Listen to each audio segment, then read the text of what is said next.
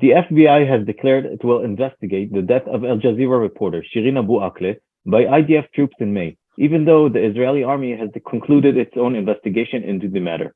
What does this mean about the state of US-Israel relations and the timing of developments?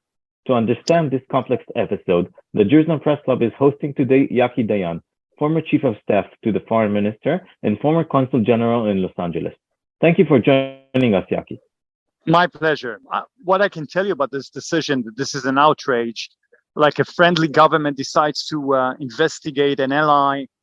It's unprecedented, and I would recommend the FBI first to investigate the hate crimes and the anti-Semitism inside the United States. This is the wrong message, not only to the new government, but there is a consensus in Israel.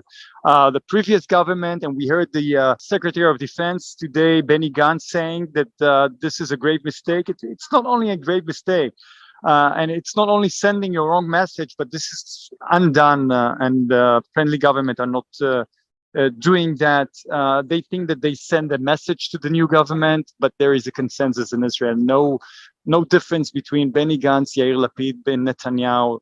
Same for everyone. And it also sends a wrong message to the international community. Only 2 days ago, the UN decided to send an investigation to the International Court of Justice in The Hague. What does such a decision reflect to the UN? So I think that the United States has done a huge mistake. They're sending the wrong message.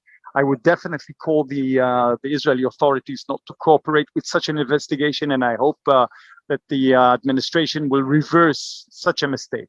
Do you think this might evolve into a larger rift between the US and Israel in general? I hope not, because we have our ways to conduct the relations with the United States. And after all, we are strong allies. And I don't think that at the end of the day, that's going to damage the overall relations. But it has an impact. And, when you have a new government in Israel, you should give positive signals and not negative signals like that, because this is not a way to open a relationship with the new government in Israel. And as I told you, they wrongly think that this is a message to the new government. But here in Israel, we have a consensus in such an issue.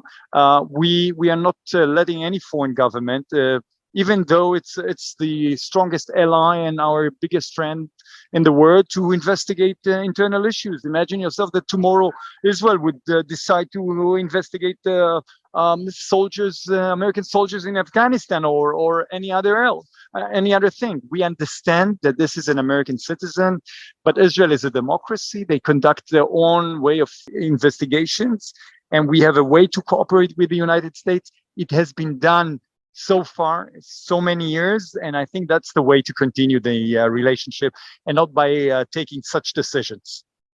Maybe this is not just a signal to the new government. Maybe it's a lack of trust in the Israeli process of investigation.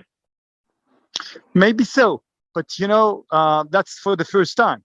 It's unprecedented. It's never been done before. So you ask yourself regarding the timing, why now?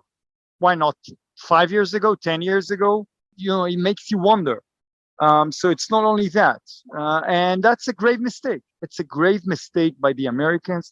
I would definitely recommend them to focus on hate crimes and anti-Semitism, which is growing throughout the United States. Do they want us to send investigators to run investigations there as well? Maybe that's a new path of cooperation between us and the U.S. government. If the FBI concludes that Israel was wrongdoing, what could be the possible implications of this decision? At the end of the day, none. Nothing whatsoever. Even if they decide that was the case, it was a war zone. People were shooting at Israeli soldiers. As we said before, it might have been a mistake by a soldier, but reporters, unfortunately, throughout the world that are covering war zones are being killed on a daily basis, which is a very unfortunate thing. And they have to bear the consequences. They have to bear in mind that if they go to a war zone, they might get injured. So an investigation is being run, and decisions will be taken by a sovereign Israeli government and not by anyone else. Okay, this is very clear. Yaki Dayan, thank you for joining us and have a good day. Thank you very much for having me.